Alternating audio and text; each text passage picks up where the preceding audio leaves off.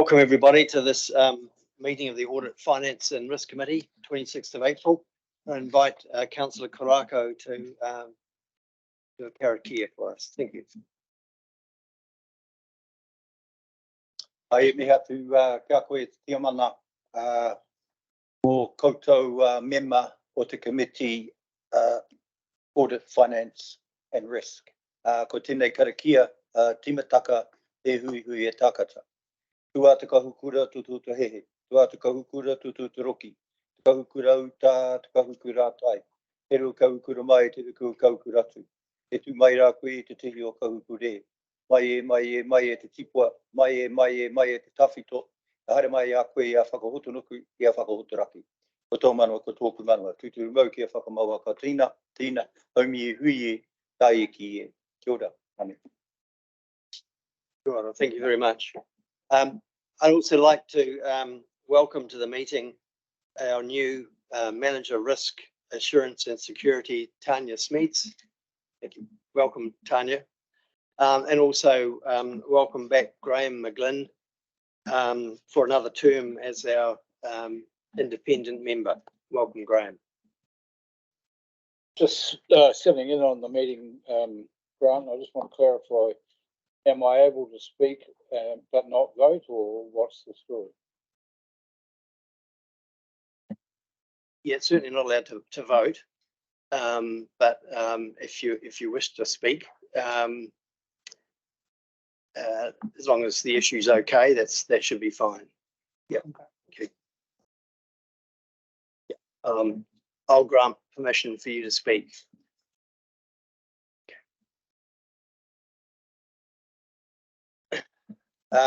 We have no apologies. And are there any conflicts of interest? Conflicts of interest. And we have no public forum sessions today or petitions. There is no extraordinary and urgent business. No notices of motion.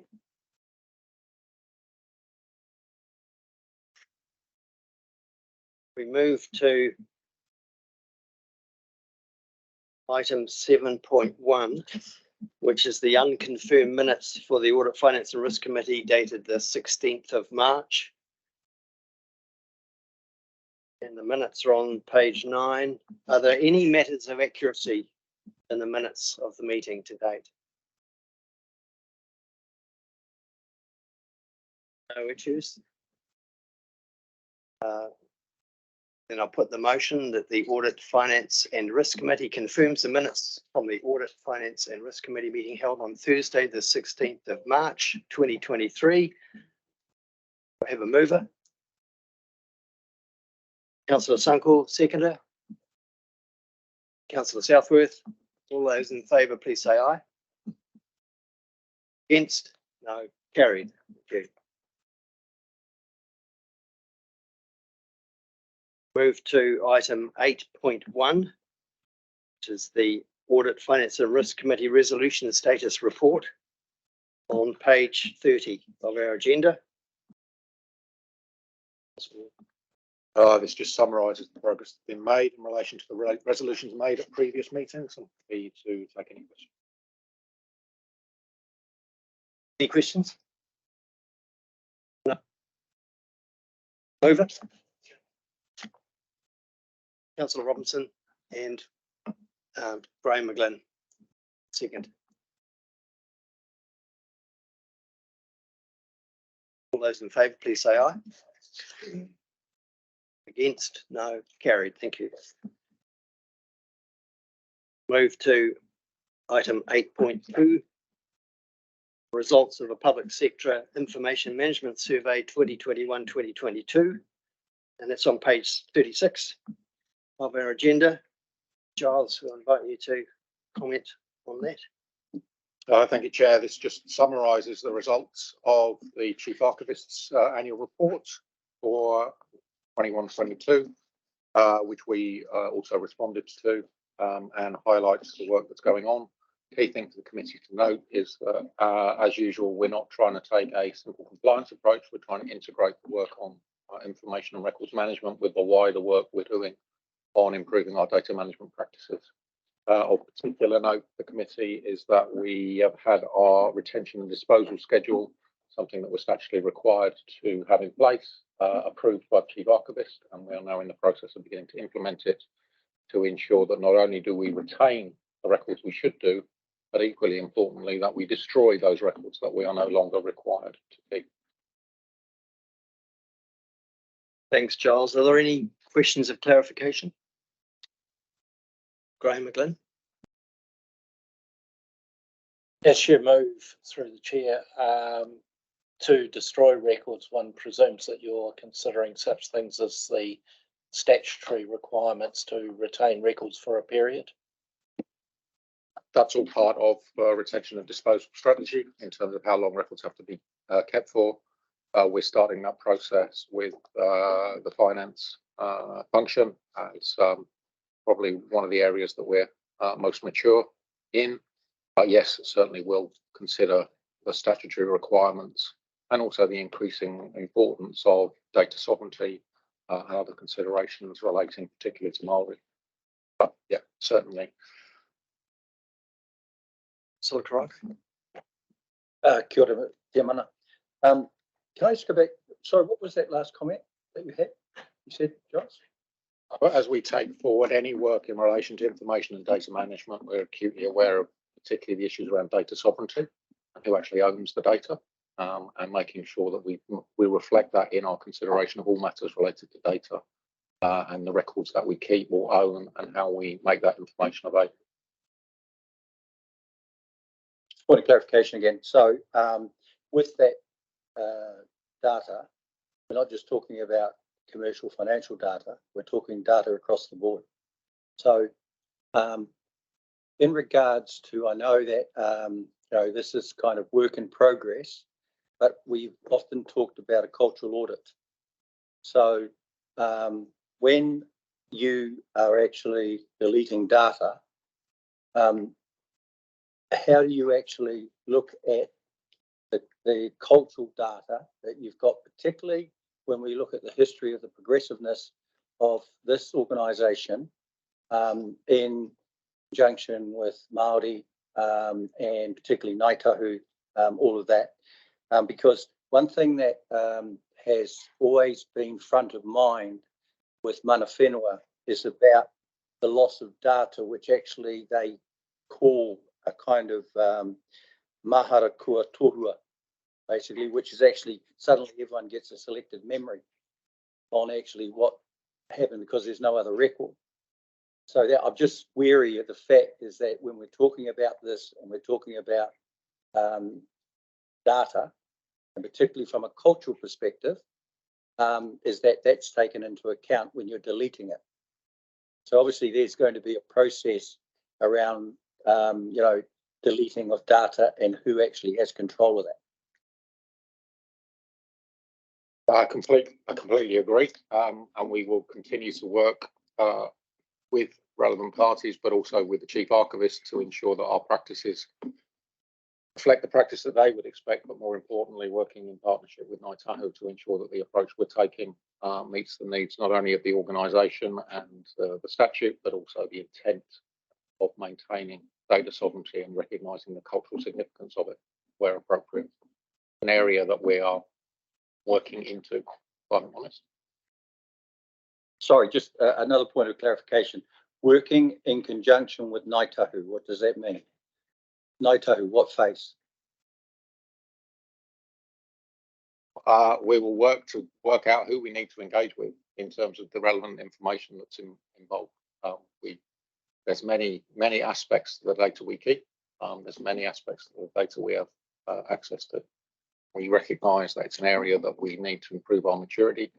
We're happy to take advice and input if you can direct us in the right way. Thanks, Giles. Any other questions of clarification? No, now I'll put the motion, and then there'll be an opportunity to discuss. That the Audit, Finance and Risk Committee receives the report on the findings from the review of the state of record keeping completed by Te Arura Maharara Oti Kawanatanga Archives New Zealand, and notes the initiatives underway across Environment Canterbury to improve information management processes and understandings. Do I have a mover? Councillor Scott, second. Councillor Robinson.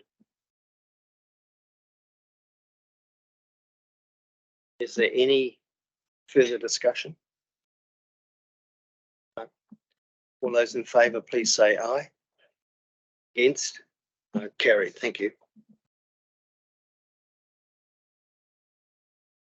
We'll move to item 8.3, which is the third quarter performance reporting from January to March 2023, and it's on page 41 of our agenda. I'd like to invite Carmen Marth, the organisational performance manager, to introduce this report. Thanks, Carmen. Good afternoon, everybody. So this report just summarises the status of the levels of service at the end of Q3. I will take the report as being read, but just quickly summarise at the end of quarter three of the 40 levels of service, 27 are on track and 1 has been achieved. This is consistent with our achievement rate at the end of Q2, at the end of the second quarter. We have 5 that remain at risk that staff are actively working on to try and ensure where possible they can be achieved by the end of the financial year. And we now know that 6 of our levels of service cannot be achieved this financial year. So happy to take any questions. Councillor Southwood. Yeah, thank you. I hope I'm in the right bit here. So I always get confused on the online. Page 56 of 116. That's this section, isn't it? On the so I'm interested in target 35.3 about monitoring more than 80% of priority consents. Yeah, so I'm in the right bit, aren't I? So what are we going to do about that? Yeah, what are we going to do about that? Have we got the balance right in terms of the investment in developing a planning framework versus actually having sufficient staff to be able to focus in on the compliance side, which is where it's delivered, where those frameworks are really delivered.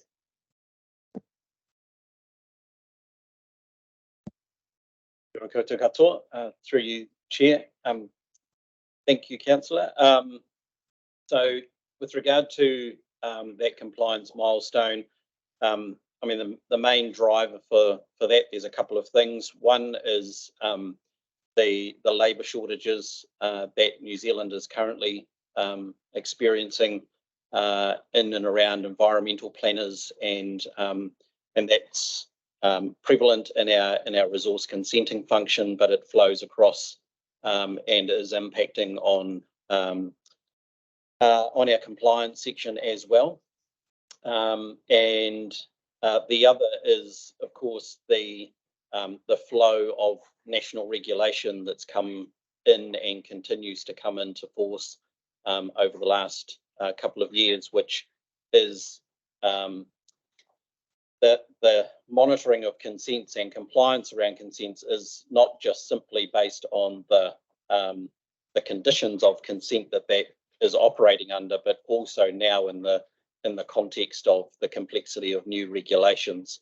And so when the team are now going out and monitoring consents, rather than what would have been in the past or up until this date where these targets were set, previously they were based around priority activities. So an officer may go out and the priority activity may have been discharge. Now with the sort of the cumulative regulation, the team are having to look at not only that discharge consent, but all of the suite of consents associated with that particular land use, for example. And so it's not just looking at one, it's looking at the suite of consents and determining where that sits.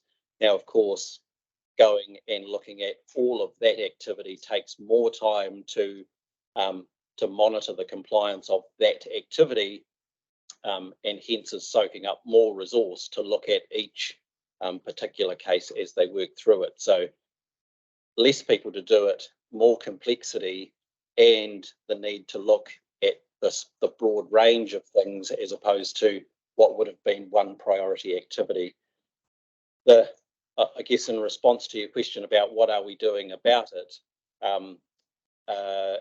as the committee may have heard, we have a priority focus area around our environmental regulatory delivery.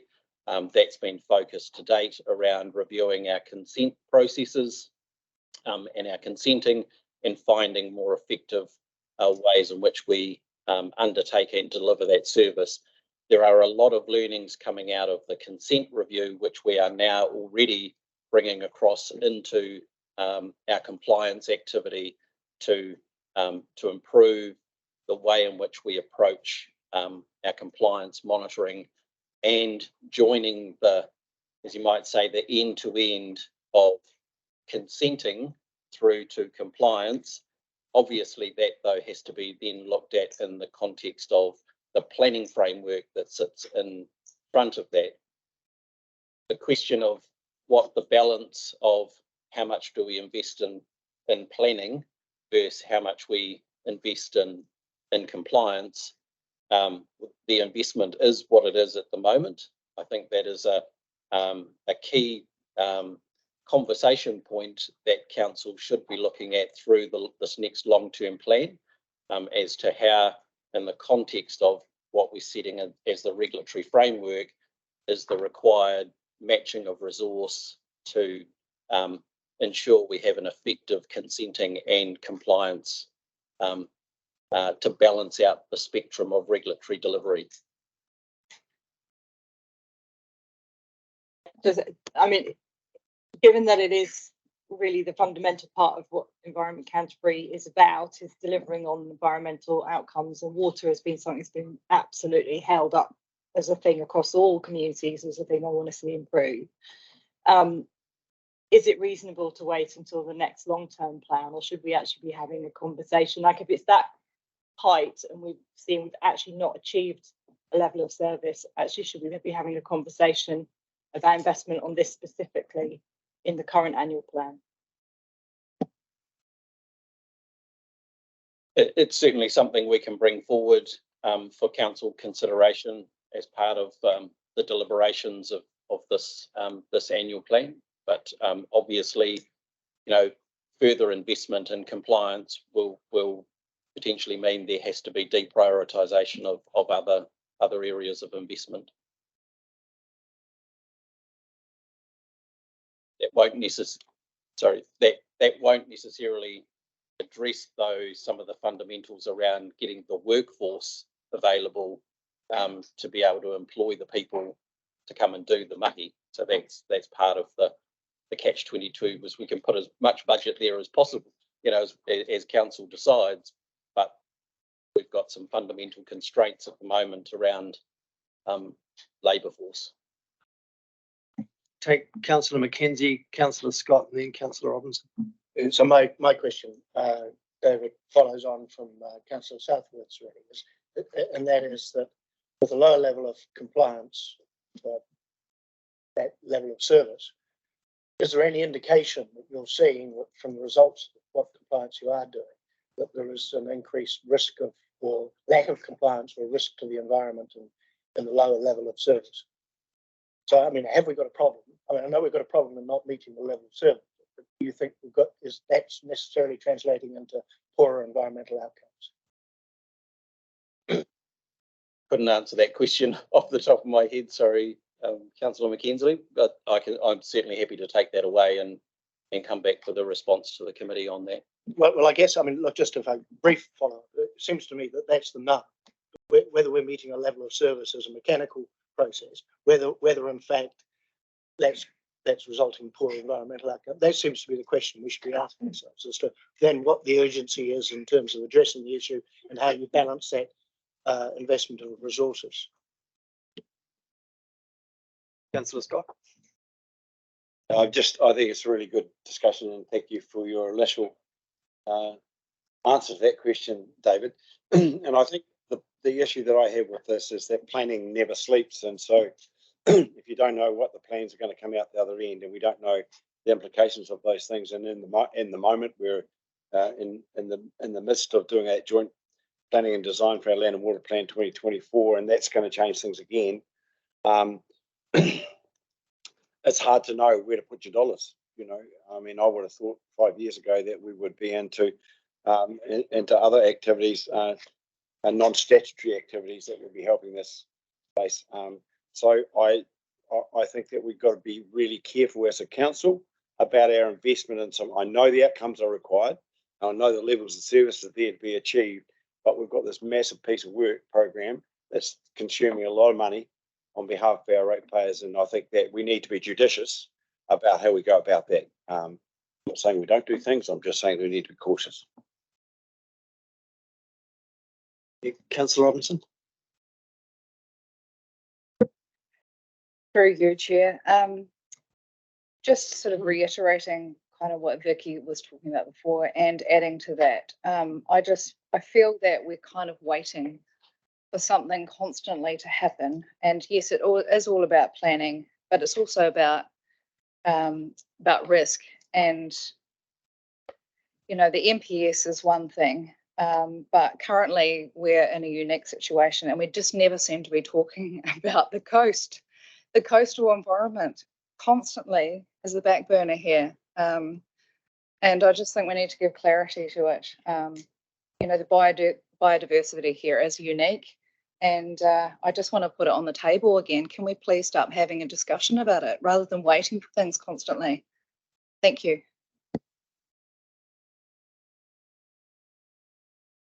Question on that for you. Okay. Graham and then Vicky.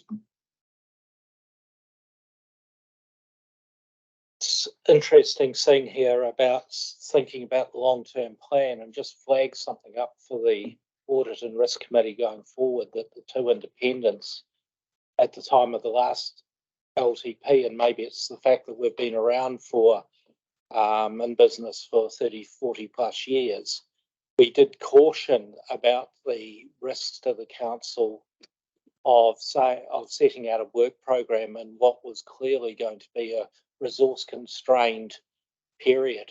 I can't see that changing over the near future. So we need to keep in mind, how are we going to resource what we're promising with our community that we're going to be delivering, and is it realistic? And just to take that thought forward as we start thinking about the LTP process over the coming months.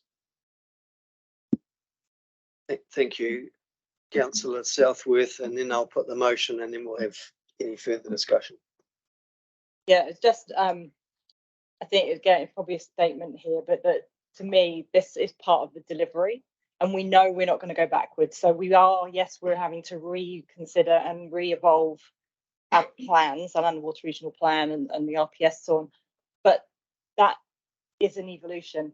So this isn't like, you know, we just sort of pause and wait to do that next iteration. This is part of progressing and bringing the community on and making sure that we're delivering on what we already set. And we're only going to put the bar higher. We're not going backwards on any of this. So just, you know, I don't see it as being wasted effort or budget to really home in on this now. Thank you. Well, Scott, another question? Yes. Under 12, target 25.1, confirm and document a regional methodology for data collection and reporting that meets stakeholder needs, has changed to not measured. And then it points out that this metrics, I guess, will sit with the Canterbury Joint Waste Management Committee, which Councillor East on my left-hand side here is a member of that. I think that that should not be lost with this committee. We have some work to do in that area. We have some work to do in terms of reference how that committee operates, which hopefully we've got underway with our head of science, Tim Davey. Now, I just note that to be a member, right, it's $60,000 a year. I think it is. It might be $68,000 a year. And so I think that there's an opportunity, and Councillor East will agree with me on this, won't you, Councillor East, that we need to get a bit of bang for a buck on this. there's a few things in there that talk about like it's got regional in it. That's us. And you know, I was deeply disappointed when I joined that committee to find out that we were doing taking our money and giving it out as to projects that were nebulous at best in terms of our regional responsibility.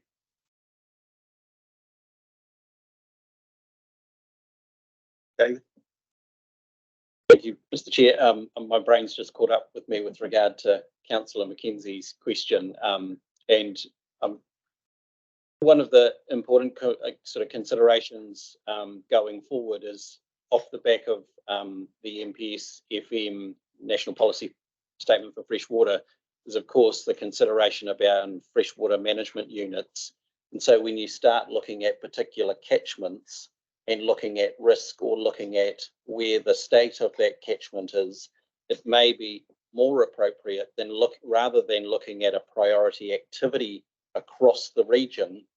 Council needs to consider looking at priority catchment areas where there are issues, whether it's in the sense of water takes or discharges, whatever those may be, and the prioritisation of council resources is then based on that risk tolerance associated with the geographic spatial sense, as opposed to the generic activity across the region. So I think that's certainly a future consideration.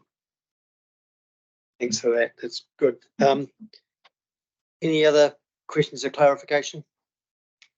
None. I'll put the motion. Carmen, you may leave the table. Thank you very much. Do we have a mover? Councillor Southworth, seconder, Graham McGlynn. Any further discussion? No further discussion. All those in favour, please say aye. Against? Carried. Thank you.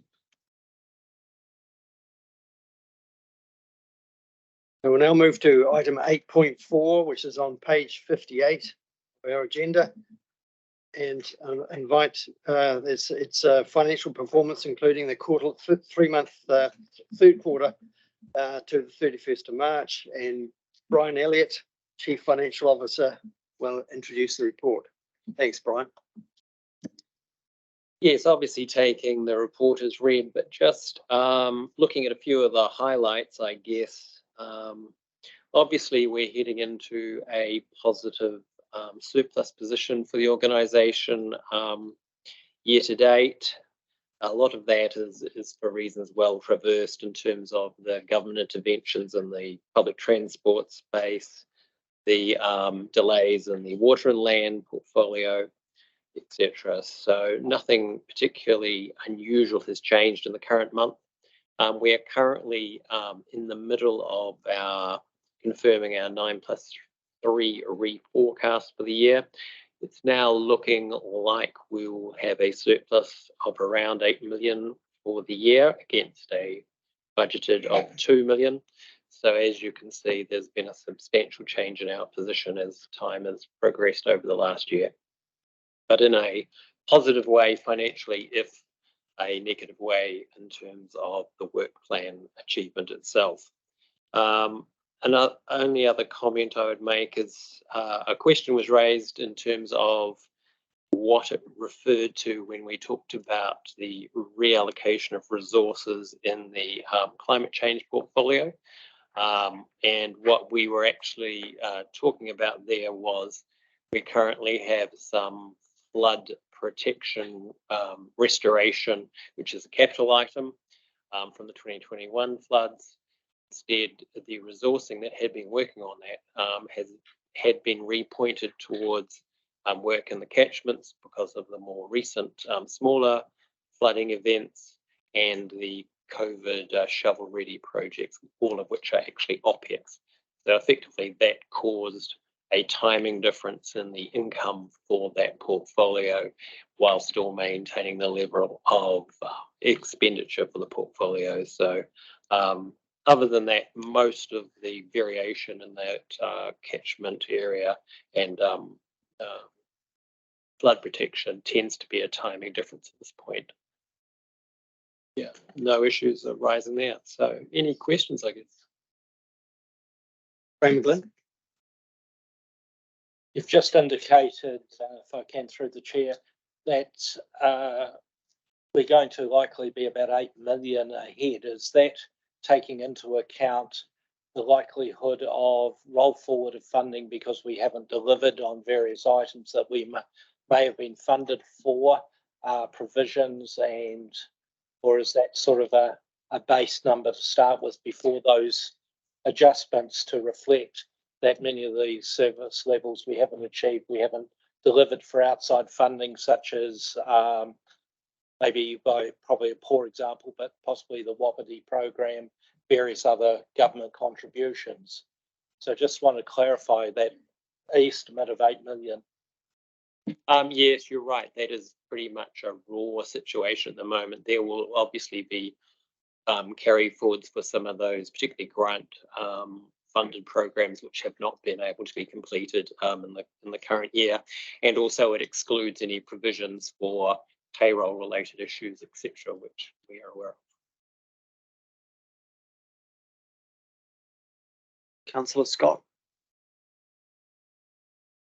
Sorry, can I just note that as we get closer to the budget, there's some funding that we are seeking through the budget, and hopefully we will get it, which is their resilience funding, and hopefully that does come through. But that won't come cheaply. It will come with the recognition that our contribution to that in terms of capital will be required. And if Canterbury gets what it should get, and it could be considerable, could be like $30–40 million, I'm making those up, I'm making that up. But, you know, the contribution for us to do the work that we need to do will need to be funded. And everyone breathes easier, Brian, when they see a surplus, don't they? But, you know, like I would say everybody in this room could spend it tomorrow, you know, it's easy. But have we given consideration to whether that's all going to be capital, whether some of it's operational, and you know, with the capital like for like, how are we going to do that? Have we thought that through, or are we going to wait till it happens? I think what's your feeling, Brian? I mean, I would have thought we probably need to wait for a bit to see what it's like as we go through the annual plan process. Yes, we haven't done an assessment on that, but certainly capital tends to be less of a problem for the council because we have a substantial amount of borrowing headroom. Our tightest issues are around OPEX and how to fund that aspect of it.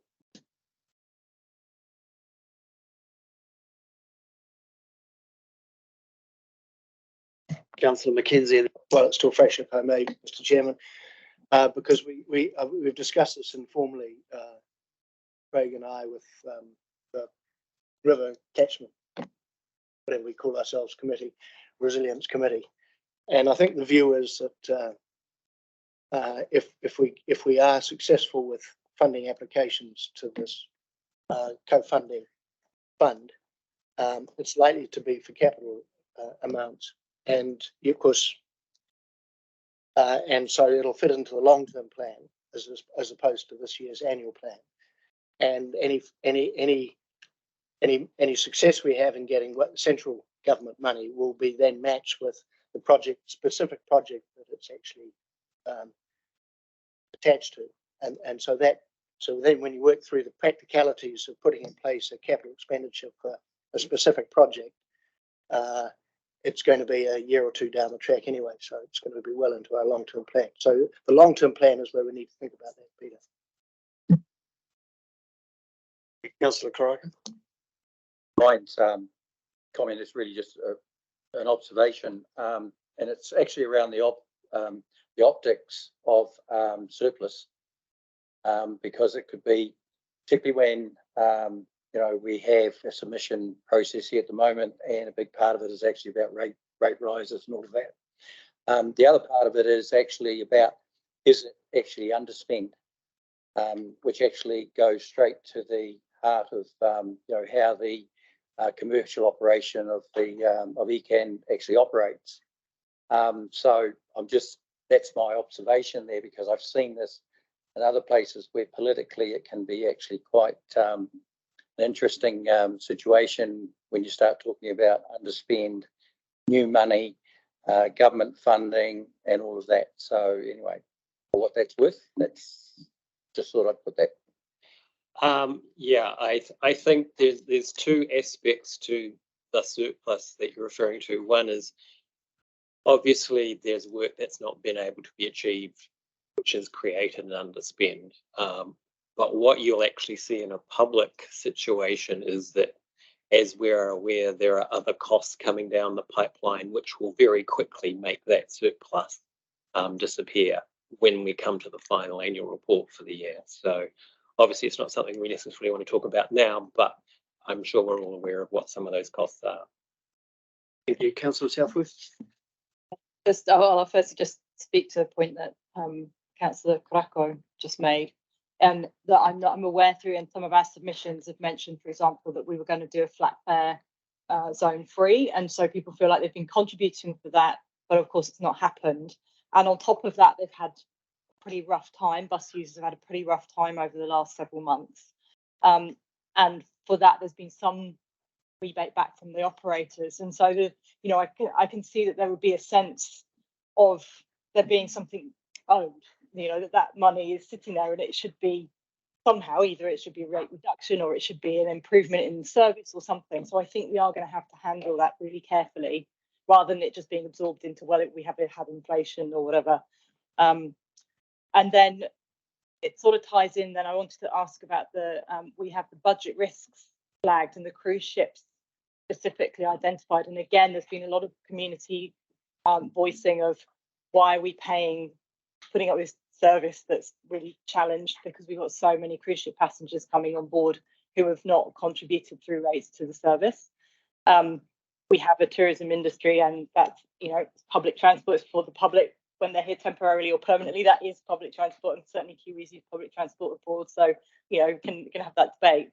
But I think we really need to I would like to, I don't know if this is really a question for you as much as making an observational point, saying I think there's going to be real issue around us looking for a bigger budget to cover costs for managing cruise ship passengers, but if we don't, we're damned if we do, damned if we don't, because if we don't, we're going to be having a terrible service and a lot of negative press as we had, and it really impacts on people's lives, as I know the last council meeting really heard about. And so I guess we need to get ahead of that, and can we, as a plea to whoever the staff are that might be involved with this, where councillors can get in and support, if there's a next level we need to take it to. There's a bigger national discussion around tourism, around cruise ships and so on. So, even MPs, that's it. I think it's really important that we recognise this great big red dot that's sat next to this budget risk. Number one, the cruise ship staff. I really don't want to see staff battling and struggling with all that was coming at them as they had to this time around. Let's get ahead of it and try and do what we can. Thanks, Chair. Just a couple of comments from me. Firstly, in response to the point made by Councillor Southworth, we are already actively engaged with Christchurch, New Zealand and the Cruise Association around planning for next year, and certainly we'll bring information back to council and involve and engage councillors as soon as we can. I know Stuart and his team are equally concerned around the potential increase in numbers and where that money will come from. So rest assured, we're certainly actively looking at that. But my broader comment really is just, and I think it relates to a number of comments that have been made by members of the committee, is Brian and I are very clear that the way in which the financial information is presented that differentiates between genuine underspend and what is related to programme slippage or non-delivery of BAU is something that we need to improve, and also clearly separating out what is ring-fenced and funded by external parties. A good example of that is the budget for the national ticketing solution in public transport. That is a significant underspend that contributes to the surplus that has been reported by Brian and the team, because that's the way that we present our information currently. However, that is only due to the fact that, due to the nature of the national programme, it's shifted significantly in terms of when the spend will occur. So we fully anticipate that the amount that we have budgeted for this year will be required next financial year to complete the programme so that we can implement successfully hopefully in mid-24. That kind of conversation and that kind of presentation needs to be reflected in the information given not only to this committee but also to council. And I think that recognises things like the impacts of cruise ships, the impacts of many other areas across the work that we do in terms of flood defences, etc. Also recognising that difference between how income is treated as revenue, but then it's capitalised at some point in the year, also helps to confuse or confuse the picture, cloud the picture, because I can't speak English. So rest assured, I think that, the point I'd like to make is that over the last 12 months, Brian mentioned that we're doing the 9+3. This is the first year that we've done anything more than an 8+4 forecast. So we've done a 3+9, we've done a 6+6. We're in the process of completing the 9+3. We know that there are further improvements that need to be made, and I'll refer to that again when we talk about the reporting presentation. I do want to provide that clarity and transparency of information so that you're very clear about what is being caused by genuine underspends or whether spending has just been shifted from year to year, so that you can make more informed decisions as council in terms of where do you want to prioritise the efforts and resources and financial spending of this council going forward, recognising that a number of significant commitments have already been made and also that a number of pressures and expectations are coming down the line at us. Thanks, Giles. Yeah, it's thanks, Brian. It's obviously a end of March report. We've got a wee way to go. I'll put the motion that the Audit, Finance and Risk Committee receives the portfolio financial performance and financial results report for the period ending the 31st of March 2023. I have a mover. Councillor Sunkel, seconder. Councillor Southworth. Any further discussion? Councillor Robinson. Just reiterating again, last time around we had an underspend of 1.8 million on biodiversity and biosecurity. Now it's 1.6 million. Still waiting again on the NPS. And it says it's going to be in a credit situation for the rest of the financial year. Basically, is there anything we can do to push that forward or start spending that money for the better of the region? Because, yeah, I know there's things that have to happen at a national level, but there's also things that have to happen at a regional level. And we need to start really focusing on what we need to do here. On many fronts, but that is one that really grates me because it's so delayed. But Brian, sorry, I meant to suggest that you could leave the table. Thank you. We're in discussion, so we'll note your comment. Thank you, Councillor Scott. Yeah, just heard this from the Minister. NPS biodiversity possibly won't get across the line this term. No, in this term of this government. They're running out of sitting time. Thank you. No further discussion. All those in favour, please say aye. Against? Carried. Thank you.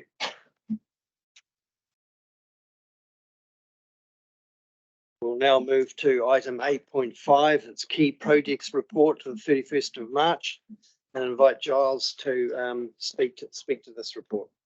Thank you, Chair. So for the last 6-8 months, we have provided a report to this committee highlighting a number of key projects and initiatives and the progress that has been made with them. That has generated quite a lot of feedback around this committee and also quite a lot of internal conversation within ELT and beyond. In conversation with Grant as the chair, Grant is very keen, I think, working with Peter and the other chairs to ensure that there's visibility and transparency of reporting of financial and non-financial reporting across all of the committees, including AFRC, so that the AFRC can discharge its responsibilities to take an enterprise view and a risk lens to the reporting that's taking place. As a result, we've made the decision to pause the production of the key projects report, and we'll bring a report to a future committee meeting, hopefully June, but it might be the first meeting in 23-24, not 24-25, setting out how performance will be reported to ELT, the committees, the portfolio committees, the AFRC and council more broadly, so that we can demonstrate how all of the pieces in terms of financial, non-financial projects and some of those issues that I touched on in the previous report are joined up and are providing a coherent perspective, notwithstanding the different timing and cycles of the various committees. Any questions or clarification on that? No. Okay, I'll put the motion for that. John. That the Audit, Finance and Risk Committee notes there is no key projects report presented to the committee at the meeting dated the 26th of April 2023, and notes that a report on reporting organisational performance, including key projects, will be presented at a future meeting. Is there any discussion? I'd just like to say that thanks. I mean, it's going to be really important that we get this cohesion between all our reporting from throughout the organisation for various reasons. So I think that's really good. We'll have a mover for this, please. Yeah. Graham Naylor. Seconded, Councillor Sunkel. All those in favour, please say aye. No. Carried. Move to item 8.6. That's the Auditor-General Strategic Intentions to 2028, and invite Giles to introduce this report. Thank you, Chair. Just very briefly, I thought it was useful for the committee to see the strategic intents of the Auditor-General's Office, in particular their focus on 4 key areas: strengthening their core assurance role, increasing their impact with public organisations, enhancing their impact in Te Reo Māori, and building on their reputation as a trusted source of information.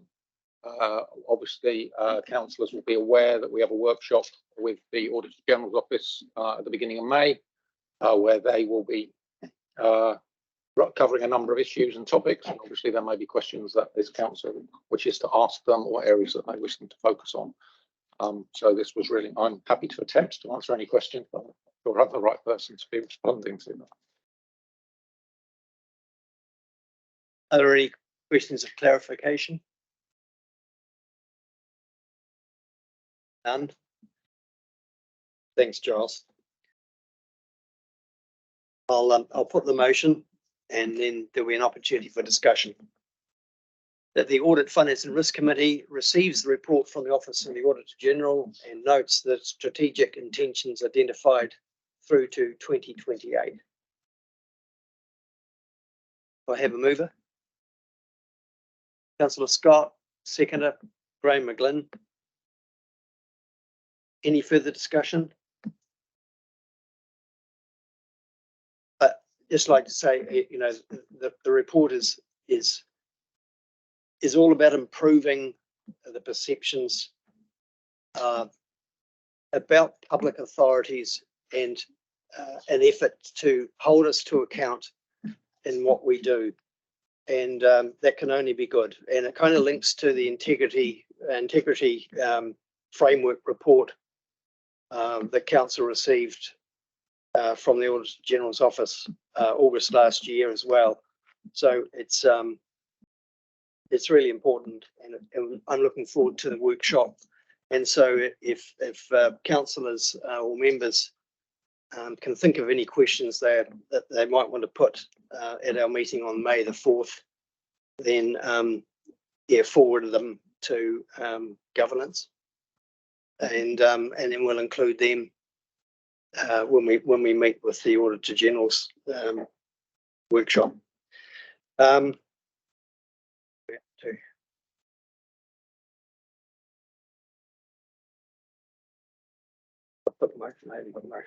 Okay, I'll put the motion. No further questions. Further discussion. All those in favour, please say aye. Against? Carried. Thank you.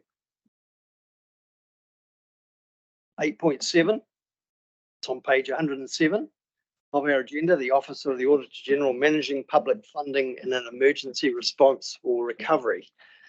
Giles, I invite you to report. Thank you, Chair. Just very briefly, thought this was quite timely to circulate and present to the committee. Just provide some useful guidance in terms of making sure that appropriate processes are in place in what is always needs to be a high trust environment, but making sure that there's that accountability and transparency on what public money has been spent on in the either during or after an emergency event. Obviously, we hope that we don't have too many of those going forward, but we all know the way the climate seems to be going. So it's useful. It was a useful reminder to us of making sure that we have flexibility in terms of our processes to allow the right things to be done, but also ensuring that we have that accountability and maintain that appropriate approach to spending public money. We have also circulated the report to members of the civil defence community for their information. Thanks, Giles. Are there any questions of clarification for Giles? Graham McGlynn. Through you, Mr. Chair.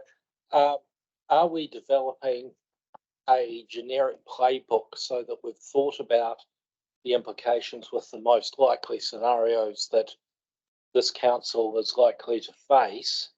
You can't get down to the detail, but a generic thing, so we're not, at the time something happens, we're not suddenly running around trying to work out the strategy. We've already got a generic playbook in place as to the steps that ought to be in and controls that ought to be implemented. So I know that our civil defence and emergency management colleagues have a number of those things in place. We also know that improvements to our own business continuity plans within the organisation needs to be taken forward. Any further questions or clarification? No. Put the motion, and then there'll be an opportunity for discussion.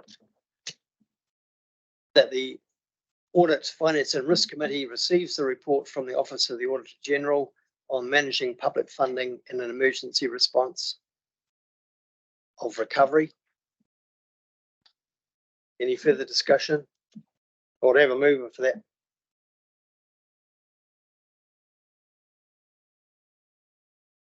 Just correcting a typo. Emergency response or recovery. Graham Naylor, seconded. Councillor Sunkel. Any further discussion? No, all those in favour, please say aye. Against? Carried. Thank you. Councillors, we can either take a break now or just go into the PX and carry on, and we may complete within the 2 hours. What would you like to do? You want a break now or keep going? Okay, thank you.